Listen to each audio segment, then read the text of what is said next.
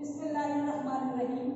ધોરણ 10 વિષય ગણિત પાઠ 3 વિચલ સુરેખ સમીકરણ યુગ્મ ભાગ 5 સ્વાધ્યાય 3.3 એના પ્રશ્ન 1 નો આપણે પાંચમો લઈશું। જે દાખલો છે વર્ગમૂળમાં 2x + વર્ગમૂળમાં 3y બરાબર 0 અને વર્ગમૂળમાં 3x ઓછા વર્ગમૂળમાં 8y બરાબર 0। આદેશ એટલે હુકમ કરવો, આજ્ઞા આપવી, બરાબર? એટલે હું હુકમ કરીશ, નેચરલી તમારે પાલન કરવાનું છે। એટલે આપણે પહેલું સમીકરણ લઈશું કે વર્ગમૂળમાં 2x વત્તા વર્ગમૂળમાં 3y બરાબર 0। મારે x એ આદેશ આપે છે એટલે x સિવાયનું જે પદ છે એને હું બાજુ પલટ કરી દઈશ એટલે આ તરફ આવશે। 0 હોય અને બાજુ પલટ કરીએ તો 0 લખવાની જરૂર નથી, આ સીધું થઈ જશે ઋણ, એટલે વર્ગમૂળમાં 2x બરાબર ઓછા વર્ગમૂળમાં 3y। વર્ગમૂળમાં 2 ને હું બાજુ પલટ કરીશ એટલે x બરાબર ઓછા વર્ગમૂળમાં 3y છેદમાં વર્ગમૂળમાં 2। વત્તા હોય તો ઓછા થાય અને ગુણાકાર હોય તો ભાગાકાર થાય, આપણને ખબર જ છે। તો આ બની ગયો આદેશ। તેમાં આદેશ બન્યો કે x ની જે કિંમત આવી તે x એવું કહેશે કે મારી જગ્યાએ હવે તમારે જવાનું છે, હું જવાનો નથી। કયા સમીકરણમાં? તો સમીકરણ નંબર 2 માં। તો હવે હું સમીકરણ નંબર 2 લઈશ અને એમાં આ કિંમત મારે મૂકી દેવાની છે। તો સમીકરણ 2 માં એટલે વર્ગમૂળમાં 3 જુઓ કોની જગ્યામાં મૂકી છે, યાદ રાખજો એક નજર। x ની જગ્યા પર જ x જ કહે છે, બીજું કોઈ કહેતું નથી કે ભાઈ તું મને ત્યાં મૂકી દેતો। એટલે અહીંયા હું લઈશ કે માટે વર્ગમૂળમાં 3 કૌંસમાં જ્યારે આપણે આદેશ આપીએ ત્યારે સામા મૂકવો પડશે અને કૌંસમાં જ મૂકવો પડે ઓછા વર્ગમૂળમાં 3y છેદમાં 2। પછી જે છે એનું એ જ આવશે ઓછા વર્ગમૂળમાં 8y બરાબર 0। હવે જ્યારે આપણે આ જો સમય સંખ્યાનો ગુણાકાર કે અસમય સંખ્યાનો ગુણાકાર કોઈ પણ સંખ્યાનો ગુણાકાર કરીએ ત્યારે અંશનો અંશ સાથે છેદનો છેદ સાથે ગુણાકાર થાય। એટલે વર્ગમૂળમાં 3 ગુણ્યા વર્ગમૂળમાં 3 એટલે વર્ગમૂળમાં 3 નો વર્ગ બરાબર 3 આવે, પણ નિશાની અહીંયા ઓછા એક જ વાર છે એટલે નિશાની ઓછાની રહેશે। આપણે અહીંયા લઈશું કે ઓછા 3y અને છેદમાં આવશે વર્ગમૂળમાં 2 છે, અહીંયા આવશે વર્ગમૂળમાં 2। તો વર્ગમૂળમાં 2 ગુણ્યા 1 બરાબર તો વર્ગમૂળમાં 2 જ આવશે ઓછા વર્ગમૂળમાં 8y છેદમાં કંઈ નથી એટલે બરાબર 0 મૂકીશું। હવે શું કરીએ કે લસા લઈશું, સરવાળો બાદબાકી જ્યારે પણ આવે ત્યારે આપણે શું લઈશું કે લસા શું આવશે કે વર્ગમૂળમાં 2।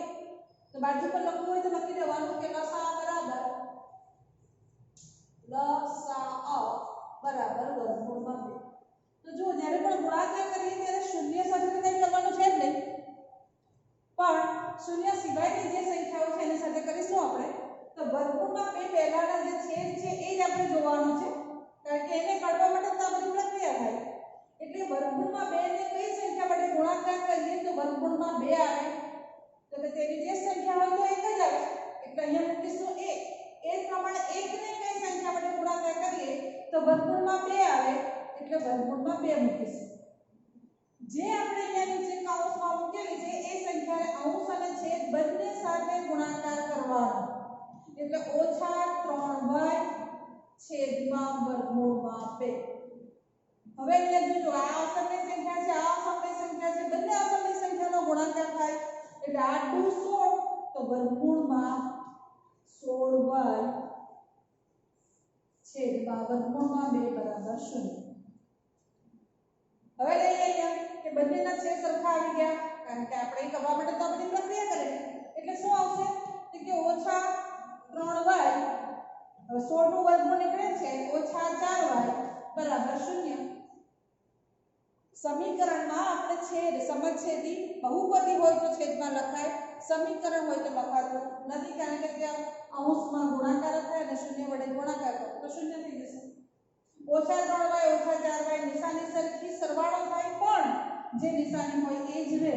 ઓછા 7y બરાબર 0 માટે y બરાબર પણ 0।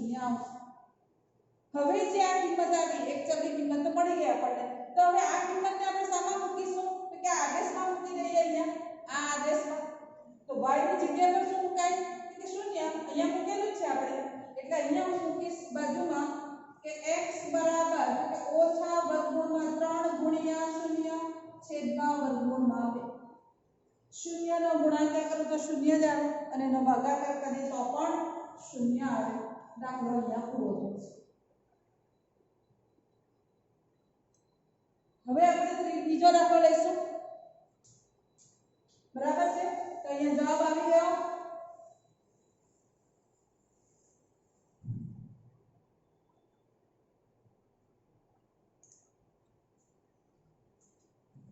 દાખલા નંબર 2 જરા રકમ વાંચો, બાજુમાં લખેલી છે મેં. બે સંખ્યાનો તફાવત 26 અને એક સંખ્યા બીજી સંખ્યાથી 3 ગણી છે તો તે સંખ્યા શોધો. તો ધારો કે અહીંયા લખીશું, ધારો કે મોટી સંખ્યા x અને નાની સંખ્યા y. બરાબર, સમીકરણ બનાવવું ઈઝી છે જો આપણને સમજ પડી જાય તો. અહીંયા પહેલું જ કહેવું છે કે બે સંખ્યાઓનો તફાવત એટલે અહીંયા બાદબાકી તફાવત એટલે આપણે વેગ અને ઝડપ કરતા હતા તેમ નહીં, અહીંયા તો આવશે એની બાદબાકી. બે સંખ્યાઓનો તફાવત 26 છે, મોટી સંખ્યા x અને નાની સંખ્યા y, એટલે બંનેની બાદબાકી 26. લો આ પહેલું સમીકરણ તમને મળી ગયું. એક સંખ્યા બીજી સંખ્યાથી 3 ગણી છે. જો અહીંયા એક સંખ્યા બીજી સંખ્યાથી 3 ગણી છે. કઈ સંખ્યાથી? તો કે બીજી સંખ્યા. એનો અર્થ એ કે બીજી સંખ્યા નાની છે અને પહેલી સંખ્યા મોટી છે. મોટી માટે આપણે ધારેલું છે કે x, તો એક સંખ્યા એને આપણે કાઢી નાખીએ અને એની જગ્યા પર મૂકી દઈએ x. બીજી સંખ્યા એને કાઢી નાખી એની જગ્યા પર મૂકી દઈએ y. તો બનચાશે કઈ રીતે તે x y થી 3 ગણી છે. કોના કરતા? તો y કરતા. એટલે જેના કરતા હોય એને 3 વડે ગુણાકાર થાય. એટલે અહીંયા આવશે x બરાબર 3y ગુણાકાર. બરાબર, એટલે જો અહીંયા x મોટી સંખ્યા બીજી સંખ્યા y થી 3 ગણા, તો y નો ગુણાકાર કોની સાથે કર્યો તો કે 3 સાથે કર્યો. હવે જરા જોઈએ કે ભાઈ અહીંયા આદેશ કોનો લેશે. તમને થશે કે બેન અહીંયા આપણે પહેલા સમીકરણ ના બીજા સમીકરણ જ એવું છે કે જેમાં આદેશ આપી દીધેલો છે, એટલે એ જ આદેશ આપણે કયા સમીકરણમાં મૂકી દઈશું? પહેલા સમીકરણમાં. જો સમીકરણના ઉપરથી જ આપણને જવાબ મળી જશે, એટલે અડધું તો થઈ ગયું અહીંયા. એટલે આ બની ગયો આદેશ, કારણ કે અહીંયા x ના સૂત્રનો કરતા બનાવ્યો છે. આ આદેશને સમીકરણ 1 માં મૂકતા તો x ની જગ્યા પર મેં અત્યારે કહ્યું x કહે છે કે હું જવાનો નથી, મારી જગ્યા પર આને મોકલો. એટલે આ x ની જગ્યા પર હું કોને મૂકીશ કે 3y ને. એટલે હું મૂકી દઉં અહીંયા કે 3y ઓછા y બરાબર 26. જ્યારે પણ આદેશ મૂકો ને ત્યારે હંમેશા કૌંસમાં જ મૂકજો, ભૂલ થવાની સંભાવના નિર થઈ જશે. કૌંસ છોડી નાખીએ 3y ઓછા y બરાબર 26. 3y માંથી y જાય તો y પછી 3 નહીં લે, પણ જ્યારે પણ ચલવાળા પદોનો સરવાળો બાદબાકી કરીએ ત્યારે ફક્ત સંખ્યામાંથી જ સંખ્યા બાદ થાય. ચલ જે છે એનો એ જ રહે અને સરવાળો કરીએ તો પણ સહગુણકોનો જ સરવાળો થાય. 3 માંથી 1 જાય એટલે 2 આવશે. 3 ની નિશાની છે ધન માટે 2y આવશે. તો 2y બરાબર કેટલા આવ્યા તો કે 2y બરાબર 26. તો આપણે અહીંયા લખીશું કે 2y બરાબર 26. તો માટે y બરાબર 26 ના છેદમાં 2, 13 દુ 26, માટે y બરાબર 13. બરાબર છે. તો હવે આ આવી ગયું. હવે આપણે લઈએ અહીંયા x ઓછા y બરાબર 26. બે સંખ્યાનો તફાવત 26 છે. એમાં y ની કિંમત આપણને મળી ગઈ છે 13. બરાબર. હવે અહીંયા જો આ આદેશ આપેલો છે એમાં જ હું આ કિંમત મૂકીશ ને, આગળ મેં તમને કહ્યું આદેશ એમ કહે છે કે તું y માં જા અને y વળી પાછો હવે આ y આદેશ આપશે કોને, તો કે આ આદેશ પહેલું જે આપ્યું છે આદેશમાં કિંમત આ મૂકી દેવાની છે. તો y ની કિંમત શામાં મૂકીશું, તો કે આ આદેશમાં મૂકીશું. આ કિંમત આદેશમાં મૂકતા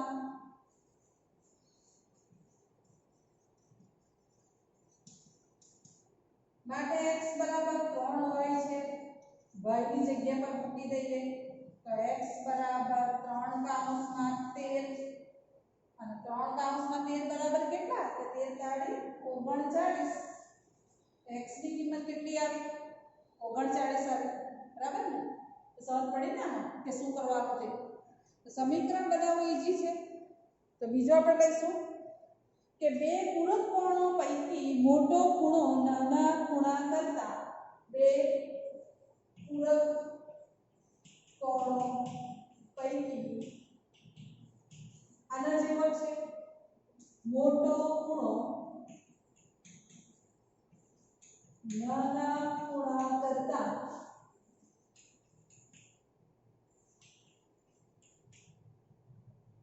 18° મોટો છે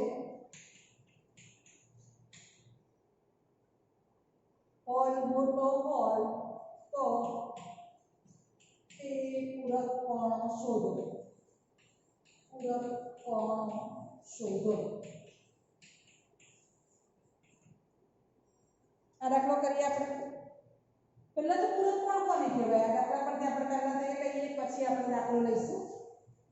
હવે પૂરક કોણ કોને કહેવાય, કયા બે ખૂણા એકબીજાના પૂરક કોણ છે એમ કહીશું કે જે બે ખૂણાના માપનો સરવાળો 180 થતો હોય તે બે ખૂણા કેવા છે, કે પૂરક કોણ છે. તો આપણે લઈશું મોટો ખૂણો. ધારો કે મોટો બે પૂરક કોણો પૈકી પૂરક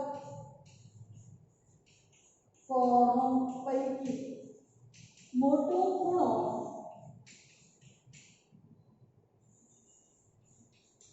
x અને નાનો ખૂણો y છે.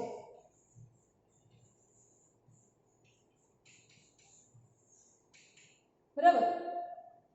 હવે પૂરક કોણ એટલે જે બે ખૂણાના માપનો સરવાળો 180 થાય એને એકબીજાના પૂરક કોણ કહેવાય.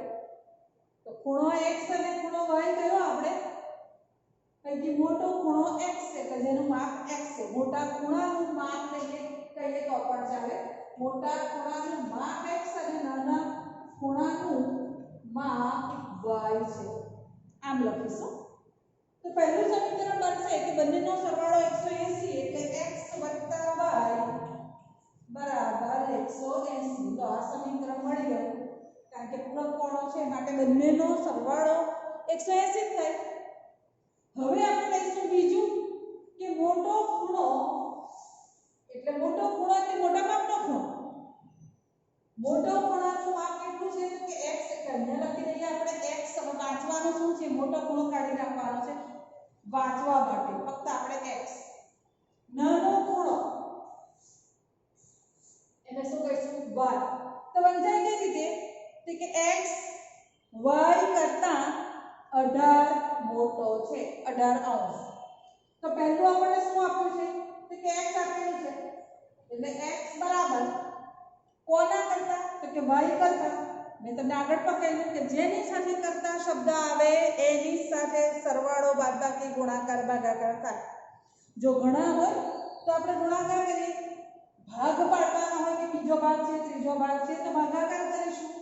પણ અહીંયા સરવાળો છે, મોટો છે, મોટો એટલે વધારે છે, વધારે એટલે સરવાળો કરવાનો એટલે y +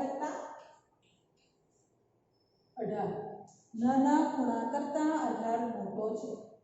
હવે જો અહીંયા પણ આગળના સમીકરણ જેવું આવ્યું, બરાબર. તો આ તો સહેલું જ આવ્યું, આપણે સૂત્ર કરતા બનાવવાની ઝંઝટ જ નહીં. એટલે આને સીધું આપણે શું કહી દઈશું, બીજા સમીકરણને આ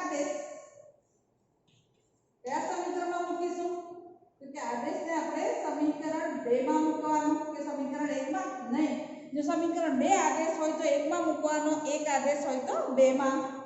તો સમીકરણ એના એ જ આદેશ એમાં તો મૂકી શકાય જ નહીં. આ આદેશ ક્યાં મૂકીશું? ની કિંમત સમીકરણ 1 માં મૂકતા, એટલે સમીકરણ 1 છે x y બરાબર 180, એમાં x ની જગ્યા પર એટલે કે આની જગ્યા પર હું શું મૂકી દઈશ? તો y + 18 કૌંસમાં જ મૂકવાનું. એટલે y + 18 વત્તા શું છે? બાકીનું તો એનું એ જ મૂકવાનું છે, ફક્ત આપણે x ની કિંમત મૂકી એટલે વત્તા y બરાબર 180. હવે કૌંસ છોડી નાખીએ તો y + 18 વત્તા y બરાબર 180. y એટલે ક્વેશ્ચન માર્ક નહીં આવે પણ બે y જ આવે. 1y વત્તા 1y, y એટલે 1y, 2y અને 18 ને બાજુ પરત કરી નાખીએ તો વત્તા છે એટલે શું થશે? તો કે ઓછા 180 ઓછા 18 તો 2y બરાબર 180 માંથી 18 બાદ કરવાના તો અહીંયાથી શૂન્યમાંથી 8 ન જાય એટલે અહીંયા આવશે 7 અને અહીંયા આવશે 10, અહીંયા આવે 2, 6 આવશે અને 1 165. બરાબર. હવે 2 વડે ભાગાકાર કારણ કે ગુણાકાર છે એની સાથે માટે y બરાબર 162 છેદમાં 2. તો 2 * 8 = 16 અને 2 * 2 81 ગુણ્યા 2 2 ઉડી જાય y બરાબર 81 અંશ. ખૂણાનું માપ અંશમાં આવે એટલા માટે છેલ્લે આપણે અંશ મૂકીએ છીએ. હવે આને આદેશમાં મૂકી દઈએ. પહેલા આ કિંમત સામા મૂકવાની છે તો કે આદેશમાં આ કિંમત આદેશ બીજા જે આપે અને પાછો એને પહેલાને પાછું આપે એટલે તારું ને તારું એમ આ કિંમત આદેશમાં મૂકતા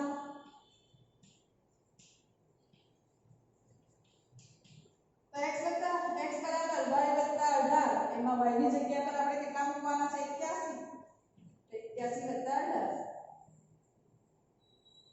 તો જોજો અહીંયા 1 + 8 99 બરાબર ને 9 8 1 9. તો મોટો ખૂણો કેટલા અંશનો થાય? તો કે 99 અને નાનો ખૂણો કેટલા અંશનો થશે? તો કે 81 થાય. બરાબર છે. તો આ સાથે આપણો દાખલો અહીંયા પૂરો થાય છે. હજુ એકાદ દાખલો જોઈ લઈશું. બરાબર. જો આ બેગ અને બોલ વાળો દાખલો આપણે આગળ આવી ગયેલો છે તે સમીકરણ તમને બનાવતા આવડશે. બરાબર. હવે આપણે અહીંયા એકાદ પછી ઉંમર વાળો દાખલો એ પણ આપણે આગળ જોઈ ગયેલા છે. એટલે પ્રશ્ન નંબર 3 નો ત્રીજો અને છેલ્લો દાખલો એટલે કે છઠ્ઠો એ તમારે કરવાનો છે. તો હવે આપણે લઈશું ચોથો દાખલો. એક શહેરમાં ટેક્સીનું ભાડું નિશ્ચિત ભાડા અને અંતરના પ્રમાણમાં સંયુક્ત રીતે ચાલે છે. આ ખાસ ધ્યાન આપજો. આ દાખલો સરસ છે. આપણે આ છેલ્લો દાખલો લઈશું. એક ચોથો દાખલો છે. આ એક શહેરમાં ટેક્સીનું ભાડું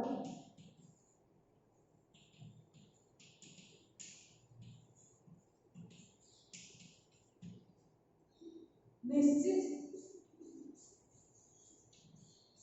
ભાડું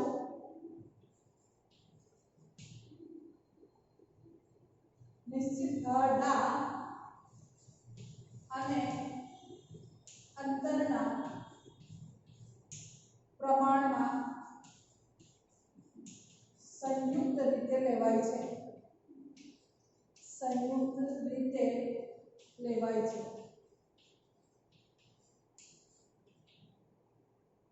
10 કિલોમીટરના અંતર માટે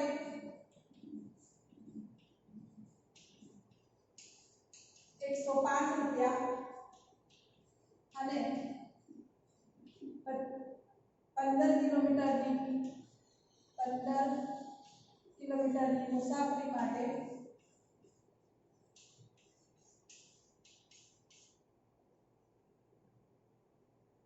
₹155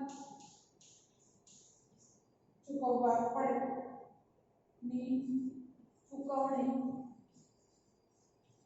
કરવી પડે છે. તો નિશ્ચિત ભાડું કેટલું? નિશ્ચિત ભાડું કેટલું અને પ્રતિ કિલોમીટર કેટલા દરે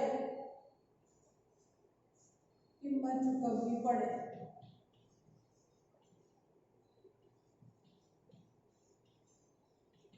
બોર્ડ પર કિંમત આપણે દાખલાની રકમથી ભરાઈ ગયું ને.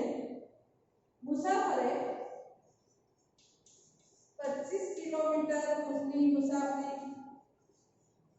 કિલોમીટરની મુસાફરી માટે કેટલું ભાડું ચૂકવવું પડે?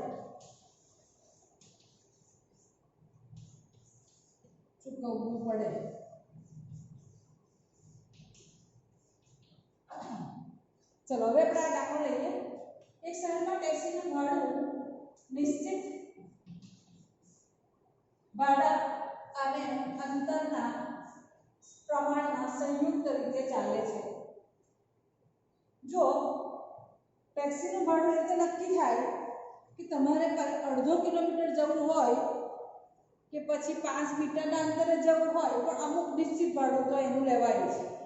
તો જે નિશ્ચિત ભાડું છે એને આપણે x રૂપિયા કહીશું કે ટેક્સીનું નિશ્ચિત ભાડું ધારો કે x રૂપિયા. તો આપણે અહીંયા લખી લઈએ કે ધારો કે ટેક્સીનું નિશ્ચિત ભાડું x રૂપિયા. પછી આપણને કહ્યું છે બીજું શું શોધવાનું છે, તે પ્રતિ કિલોમીટર કેટલા દરે કિંમત ચૂકવવી પડે. એટલે કે 1 કિલોમીટરની મુસાફરીનો ખર્ચ કેટલો? અંતરના પ્રમાણમાં છે. 1 કિલોમીટર અંતરનો ની ચૂકવણી બરાબર 2 રૂપિયા. બરાબર. તો હવે ટેક્સીનું ભાડું જે આપણને આપેલું છે તે કે 10 કિલોમીટરના અંતર માટે 105 રૂપિયા આપણે આ. તો નિશ્ચિત ભાડું તો અચળ જ રહેવાનું છે એટલે એને આપણે કહીશું કે x તો x જ રહેશે, એમાં તો કશો ફરક પડવાનો છે નહીં. પણ 1 કિલોમીટર અંતરની ચૂકવણી 20 રૂપિયા છે અને એને જવું છે 10 રૂપિયા 10 કિલોમીટર, તો 10 વાય થશે. કેટલા વાય થશે? 10 વાય. કારણ કે 1 કિલોમીટર અંતરની ચૂકવણી 20 રૂપિયામાં 10 કિલોમીટર અંતરની 10 વાય થાય. એટલા તો x વત્તા કેટલા? તો કે 10 વાય બરાબર 105 રૂપિયા. બંનેનો સરવાળો થાય જે નિશ્ચિત ભાડું છે તે અને જેટલા કિલોમીટર ચાલે છે એની સાથે એનો જે ખર્ચ છે તે અલગ. એ જ પ્રમાણે બીજું સમીકરણ બનશે અહીંયાથી આટલું 15 કિલોમીટરની મુસાફરી એટલે 15 વાય, 10 કિલોમીટરની મુસાફરી એટલે 10 વાય. x તો છે જ એટલે x વત્તા 15 વાય બરાબર 155 રૂપિયા. પહેલા સમીકરણમાંથી આપણે આદેશ બનાવીશું. અહીંયા સીધો આદેશ નથી એટલા માટે તો બધા 10 વાય ની બાજુ પલટ કરી નાખો. માટે x બરાબર શું આવશે? 105 ઓછા 10 વાય. આદેશ બની ગયો. આ આદેશની કિંમત શેમાં મૂકીશું? તો કે પહેલા સમીકરણનો છે એટલે બીજામાં અને બીજા સમીકરણનો આદેશ હોય તો પહેલામાં. એટલે આપણે આ બીજા પહેલા સમીકરણમાંથી લીધેલો છે એટલે આ કિંમત શેમાં મૂકીશું? કે આ આદેશની કિંમત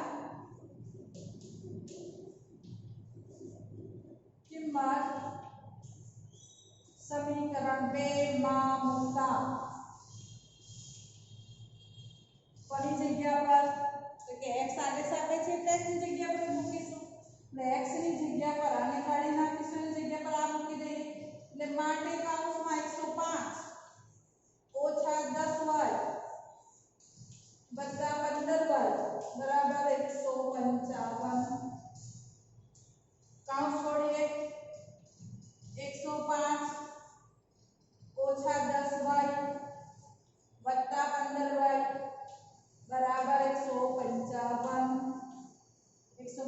બાજુ ફરટ કરી નાખીશું આપણે. જો પાછળની નિશાની જોવાની નથી પણ આગળની ન હોય એટલે ધન સમજી લેવાનું. એને આપણે અહીંયા લઈ જઈશું તો ઋણ થઈ જશે. હવે જરા અહીંયા જોઈએ, અહીંયા એક ઓછા છે અને એક વત્તા છે. સહગુણકોમાં જ્યારે પણ વિરોધી નિશાની હોય ત્યારે બાદબાકી જ થાય. તો 15y માંથી 10y બાદ કરીએ તો કેટલા આવે? કે 15y માંથી 10y બાદ કરીએ તો 5y આવે. 15 માંથી 10 જાય એટલે 5 અને 15 ની જે નિશાની છે મોટી સંખ્યાની નિશાની તે જ મુકાય. 155 ઓછા 105 તો બાદબાકી કરો તો શું આવશે? કે 5y બરાબર 50 આવશે. 5 ને બાજુ પલટ કરી માટે y બરાબર 50 છેદમાં 5. 5 દાન 50 તો y બરાબર કેટલા આવ્યા? તો 10 આવ્યા. તો હવે આપણે આ કિંમત આદેશમાં મૂકી દઈએ. આ કિંમત આદેશમાં મૂકતા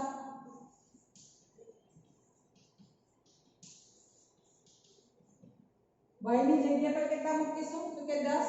અહીંયા આપણે 10 મૂકી દઈએ તો આપણને મળી જશે અહીંયા ભાડું કે નિશ્ચિત ભાડું કેટલું આવશે તે. એના માટે આપણે અહીંયા આ સાફ કરવું પડશે. તો પહેલા જે ઉપરનો જે ભાગ છે એને સાફ કરી નાખીએ. બરાબર? તો હવે આપણે લઈશું અહીંયા કે આદેશ x બરાબર 105 ઓછા 10 કૌંસમાં y ની કિંમત કેટલી આવી? કે 10 આવી.